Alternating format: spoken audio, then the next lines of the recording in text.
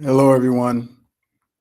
Welcome to the Advancement Center and welcome to the world of magic and miracles. It's great to be here. So much to say. Want to start by just saying how everyone we see is just showing us an aspect of them in this human dimension. There are so many layers to each one of us, so many aspects that lead all the way to the you that's sitting at the right hand of your Creator. Most of us don't know what that you is doing. We're pretty locked in on focusing on this aspect of ourselves in this human physical dimension. It can feel as though it's so demanding, taking up so much of your focus just to function as a human being. And yet that other you is busy doing some incredible things that you may or may not be aware of,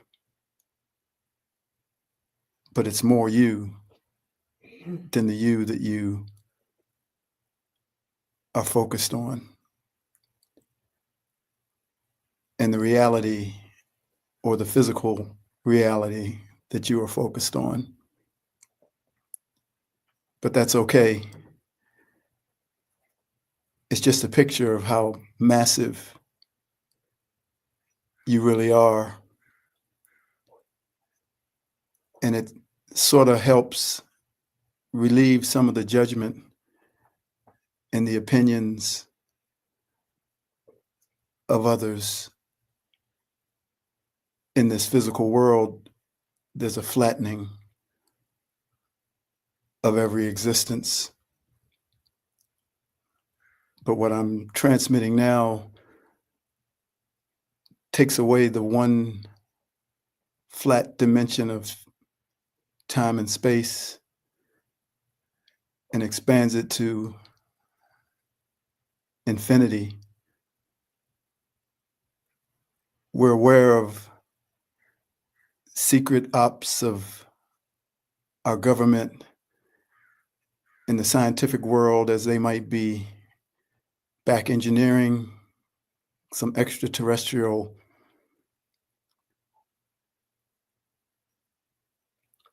machines,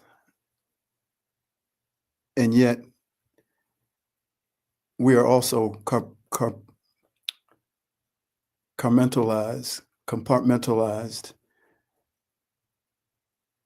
and we are also a part of something that we can't fully grasp. So one person may be drawn towards nature and nobody can see it like they see it. Another person drawn towards working in this physical plane, changing the dynamic of the human interaction, which might draw them into paying attention to the political world or other parts of human existence. Someone else may be totally connected to the outer reaches of the universe, to our friends that aren't seen. And yet, we may all be working towards the same mission, the advancement of humanity, but we aren't doing the same thing. and we can't focus on the same things. The only thing that's the same is the mission of helping humanity advance. And hopefully kindness is the operating system of how we do that. But I find that I'm drawn to things that no one else is drawn to. And I think all of us are. We just invite people in and we share what we can share, but they may not be able to come where we come. And it is like you're doing your thing, I'm doing my thing, we're doing our thing, but nobody can do what you do. So it's an honor to see each person in this way and to see beyond the fixed, flat, single dimension of who each person is. Each one is beyond magnificent.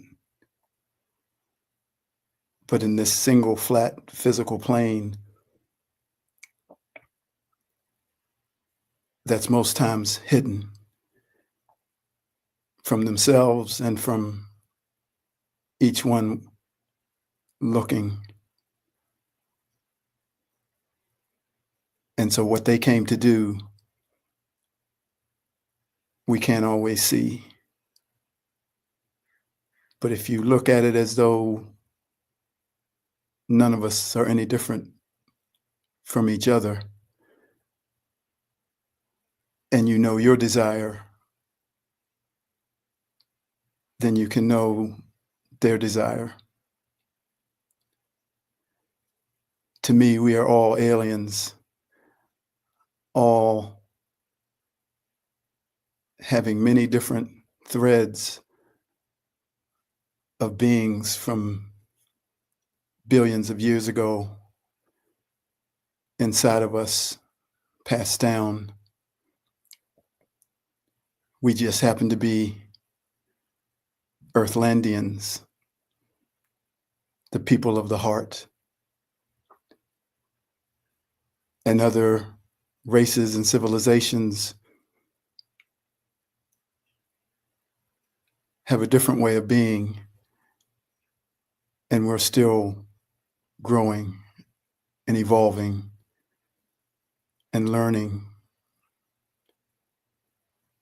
But we're aliens, every one of us.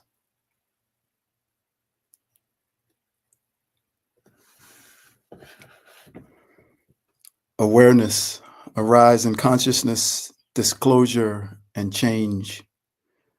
The change that is coming upon the planet is being brought on by the awareness and consciousness of the people, of humanity itself. It has always happened this way, as all change does. For if we think that a God or a supreme being will make it all happen, we will never grow up as a human entity, and we will never take responsibility for our own growth and expansion. We will just become dependent on another that we choose to follow and worship. A benevolent one, of course, but an outside force nonetheless. That benevolent force, which includes our friends on the other side of the veil, our guides, masters, angels, our twin, that higher aspect of ourselves, and our creator, are all there to support us. And like our friend Simeon, bring us energies to support our day. But it must and it will only happen through and because of humanity's will and determination to change. From the power of the energy of the parents who want better schools for their children, to the energy of the mothers who stand up and say, no more wars. All must and will happen from within humanity in order for a new civilization to rise again. When there was slavery, there at some point came a rise in awareness and then a rise in consciousness to say no to that way of being, that way of living. At the moment of awareness, disclosure of the greed and the motives of the participants involved became known. From there, the energy that was needed from those who support us, from the world of spirit, could be given, helping us deliver the strength and courage that would allow each person to say no more, even at the risk of the loss of their own life. And it was the same for women's rights, voting rights, and working rights. Each time, just like the French Revolution, there was a revolution for the advancement of humanity, and great change was the result. But the power brokers and those in control, when they are defeated, simply reorganize and proceed to find a different way to gain control of what was created through the change, because their goal is always to control and manipulate, for they always try and find a way, a new way to enslave humanity. And this time they would implement a more subtle way where it didn't look like we were enslaved, but in fact, we still were. They are brilliant in their tactics as they take advantage of the fear and lack that they have been a part of programming into the human entity. And yet we keep rebelling, following the pattern of awareness, a rise in consciousness, disclosure, and change. Awareness, a rise in consciousness, disclosure, and change. And we do this through the cycles of time, the yugas, and the procession of the equinoxes, which go from the dark ages to the golden ages, a cycling of energy that must be navigated until that too is rebelled against and changed. So, according to the numbers, we are entering into a golden age and the age of Aquarius, fertile ground for another renaissance, for the technological revolution, and for spiritual awakening. Awareness of the collective and of the self, a rise in consciousness, disclosure of what is taking place behind the scenes that is driving the enslavement of humanity, and then change. This pattern happens throughout every age, but during the golden ages, it reaches a height of advancement, allowing levels of wisdom, both ancient and new, to come freely forward, producing civilizations that have exponential leaps in their technological and spiritual advancements. These are the ingredients that produce the civilization called Lemuria, which are the same that created the civilization known as Atlantis. But even then, those who wanted to control and manipulate and enslave still existed. And as those civilizations moved out of the golden age, other forces within the civilizations would come forward and produce a fracture and a rift that would eventually destroy the Lemurian and Atlantean civilizations. And we would have to start over again. And now we are here. And some of us have been sent in at this exact moment to assist in the deprogramming of the human entity. This deprogramming is just as subtle, but more powerful than the original program of enslavement. It is of the highest honor to help those who cannot break free from that program of enslavement. But with the greater awareness, a rise in consciousness, disclosure, and change, the message can finally be received.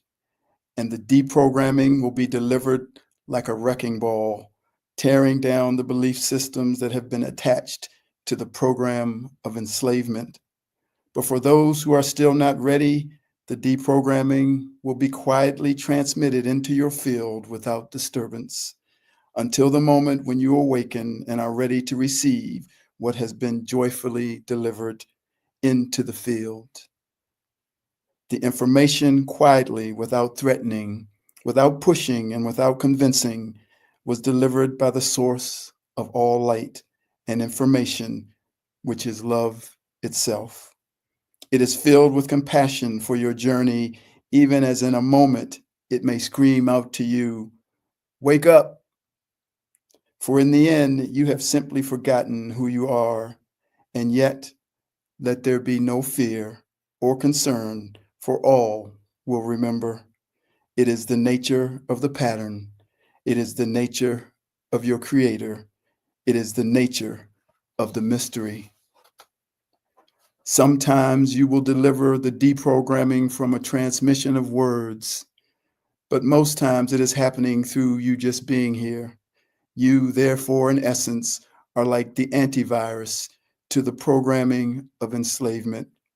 You're like those NK cells that I talked about in the body, natural killers that destroy all infection that might attack the human body. So your essence and your presence are the antidote to the dis-ease, discalm, disharmony, disbalance, dispeace, and dislove of humanity. And this is the time, this golden age, where it will be felt and received. And with that, a great healing will move across the human entity. It is not a physical healing, although that will be experienced as well, but it is a healing of your being, a healing of your spirit from the trauma of enslavement. And the whole world will feel the freedom and the lightness wash over them that will allow them to once again be themselves. Safety, security, and well-being will no longer be an issue, and the sovereignty of the human entity and humanity itself will be established so that this planet and the new civilization that is upon it will be recognized and accepted into the Galactic Federation of Planets and the family of intergalactic civilizations. Cheers to each one of you who are most loved, most cherished, and most beautiful in this journey into an unknowable new world, a new way of being, and a new way of living. You are precious beyond all knowing. Each and every one of you are precious and beloved by your Creator.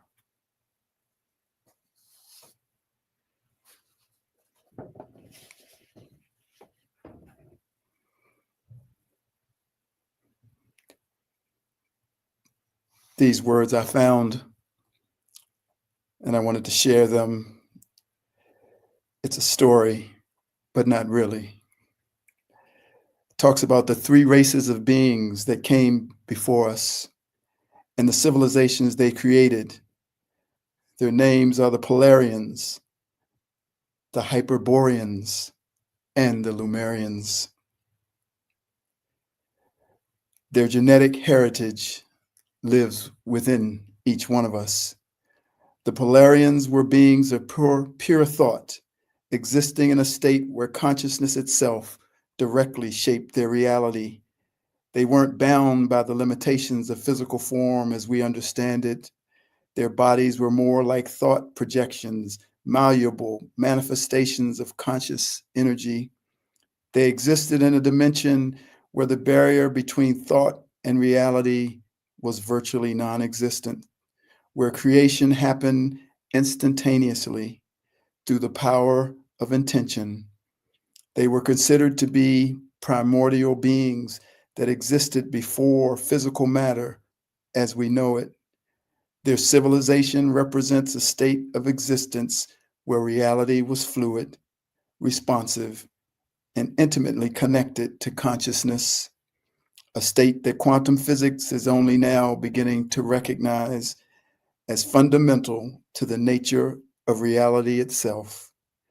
Their fall came not from external catastrophe, but through a gradual densification of consciousness, a fascination with form that eventually bound these beings of pure thought to increasingly solid manifestations. As they became more attached to their created forms, they begin to identify with them, forgetting their true nature as infinite consciousness. This forgetting, this identification with form rather than essence, created the conditions for the next evolutionary stage. The Hyperboreans. These beings of radiant light existed in what ancient texts describe as a paradise state, a golden age where matter was still light-filled and semi-ethereal. They possessed bodies of luminous energy capable of manipulating light and sound to create technologies that would seem magical by today's standards. Their civilization flourished in a realm where spirit and matter was still intimately connected, where the division between the physical and metaphysical hadn't yet fully solidified. They possessed heightened abilities that modern humans would consider supernatural: telepathic communication, manipulation of natural forces through sound, vibration, and consciousness that could perceive multiple dimensions simultaneously. Their world was one of harmony and balance, where technology and spirituality were unified rather than opposed. Yet even this advanced civilization contained the seeds of its own transformation. Their civilization ended when these beings of light became increasingly fascinated with the material realm, their consciousness gradually becoming more identified with physical form rather than spiritual essence. This shift in awareness led to the third civilization known as the Lemurians. The Lemurian civilization represents the first truly physical human form. Though still quite different from our current bodies, they possess abilities that bridge the gap between the spiritual and material worlds, heightened intuition, psychic perception, and a deep connection to the earth's energy. They created a civilization based on profound harmony with natural forces, developing sciences that work with rather than against the planet's energy.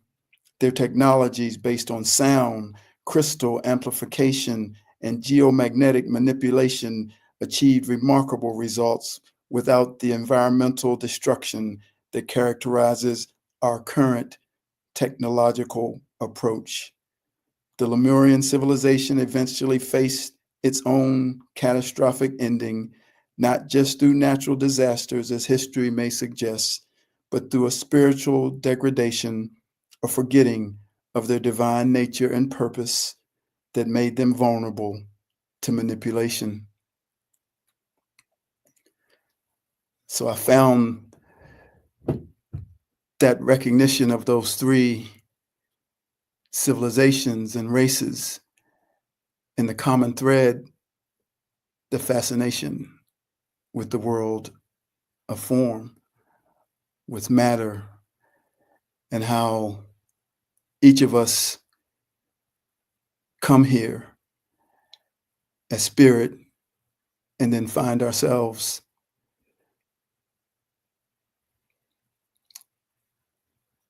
drawn to the physical matter. It's almost like you could see those beings and you may relate to one or all or any one of those three, but you could see once you taste the physical world, the touch, the feel, the breeze on your arm, the touch of a hand, it's intoxicating. And they all were drawn back into the physical world, and it affected their consciousness, their civilization. But it was a part of the evolution. And so that's why now we're here. We have all those abilities that they had. They've all been suppressed and hidden. But the ultimate challenge seems to be the overcoming of the pull of the physical world, to be in it, but not of it, to experience it, but not have it take your spirit or take who you really are away. And so those civilizations, millions of years old, are now pushing us to come back to our awareness of consciousness, the awareness of us beyond this physical appearance.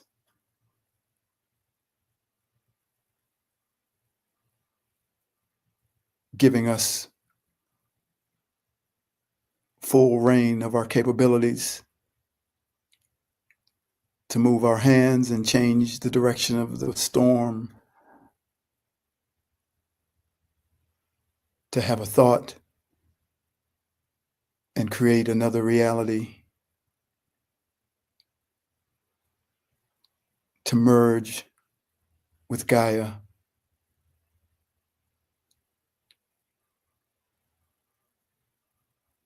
And that's where we're going. That's where this is all leading to. The Earthlandians of the heart, with our full abilities that have been embedded in us since the beginningless beginning, from that first civilization until the one we're about to embark on. And finally, I wanted to say that a dear friend passed away this weekend, a friend of the Advancement Center named Elizabeth. I've never met her, but I know her, and she knew me. And mostly, I can hear her laugh. It's a laugh that's beyond perception. It's that knowingness. It's what I talked about with this laughing Buddha. You're so far above everything that your laugh is a beacon to a way of being and a way of seeing that takes you far above the things that cause you so-called problems in this human world. So I wanted to read this to her as I have read it to another. Honoring the masters. There's so much we don't know, and there's so much we can't see. And yet there are those who can see behind the veil into the future. Without them, we are lost, for they are guides to the blind. For we naturally, most times without awareness, try and hide the parts of us that threaten the peace and harmony of all those around us. But as we receive the sight from these masters without resistance or denial, we are brought to a higher version of ourselves. Even though many times we are unable to see the light that is coming with such clarity directly from their mouth. It is always dangerous to think that you know yourself, to be able to stand with complete objectivity about who you are is a gift that only a few are initially able to achieve. Although many may see wonderful aspects of you, it is the masters that see it all. Your full being is on display every moment, yet in their instruction, they seek only to set you free and allow you to move forward with a stronger and deeper character. These are the prophets and the mystics and others that have no names. They are sent here to make the crooked road straight, to make the deaf hear and the blind see. Through the refiner's fire and the intense heat that it generates, you are separated from all false images of yourself. In the Bible story, the woman went back to her village and said, I just met a man at the well that told me everything I ever did. For many, the process is too difficult to go through, and they choose to experience this process at a later time in their journey. But know for sure that you will meet these masters at another time, and you will once again be given the chance to see yourself as you yourself are seen. The depth of the transformation that is desired by each person requires an openness that is beyond what you can ever imagine, a self-awareness that is found only in the eternal you. The many faces that you see in the mirror are all aspects of you, and there is beauty in each one as they are acknowledged without denial. May the all of you be expressed as beauty, and may the smile of eternity be seen and felt sitting right behind all the aspects of you. This is the great quest and the great mystery that we are being led through by the masters, both present and past. Having enough money or food will never aid in this transformation, although it appears that it will. Only in the nakedness of your heart will you surpass all programming. Then and only then will you know the true depth of your being, and only then will your gratitude for the messages of those masters that have passed through your life be fully comprehended and appreciated. There is nothing to reference as you sit in their field and as you are enhanced by their presence. It matters not if this is a physical or non-physical experience. You will be able to feel the patience, perseverance, love, and joy for your transformation. Now you will go forward in your mastery with that same level of patience, perseverance, love, and joy that you experienced from them. Of course, your mastery will be different, using your specific gifts that only you can bring forward, but the essence of your mastery will be the same, and the transmission of your gifts will bring millions into their mastery, and so on and so on and so on, until the never-ending ending.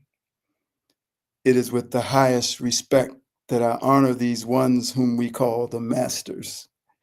There are no words to adequately express the gratitude that I feel in my heart. They do not need our thanks, but I bow my head to these royal of all royal beings, and know that even with the magnitude of their magnificence, we are always simply known to them as friends. Cheers.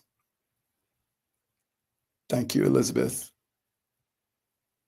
You came and you completed your mission. I will always hear your laughter.